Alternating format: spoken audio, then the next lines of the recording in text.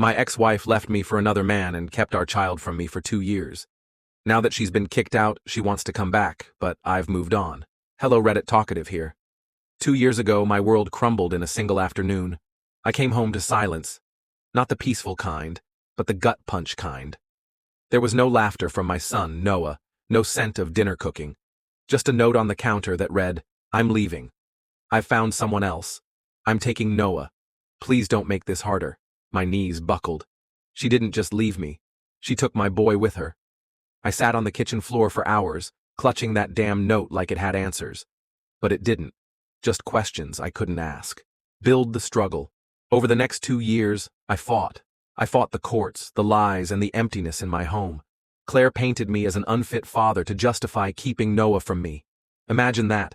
The woman who tore apart our family playing the victim. But I didn't give up. I worked harder than I ever thought possible. I started seeing a therapist, not because I believed I needed fixing, but because I needed someone to help me keep my anger from consuming me. And through that, I found a kind of peace. I discovered woodworking, something I hadn't done since my teens. It became my escape.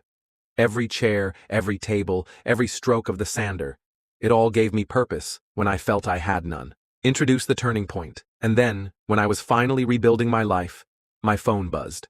An unknown number. A text. "Jeremy, it's Claire. Can we talk?" I should have ignored it. Every instinct told me to. But a part of me, the part that still wanted answers, couldn't resist. We met at a coffee shop. When she walked in, she looked like a stranger. Frail, tired, broken. Not the confident, self-assured woman who had walked out of my life. She told me it was over with the other man. He had kicked her out. She was staying in a motel, out of money, with Noah sleeping on a worn-out pull-out bed. She said she wanted to come back, not just for Noah, but for us. She actually said, "We can be a family again." My heart raced. Part of me wanted to yell, another part wanted to cry. But the loudest part, the one I'd spent 2 years strengthening, knew better. I told her the truth. "Claire, you didn't just leave me. You betrayed me. You took our son and dragged my name through the mud. And now, you expect me to welcome you back?" She cried, begged, said she'd made a mistake, but I couldn't go back.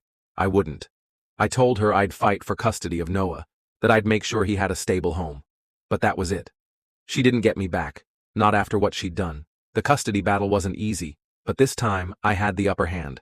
I had stability, support, and proof that I was the better parent.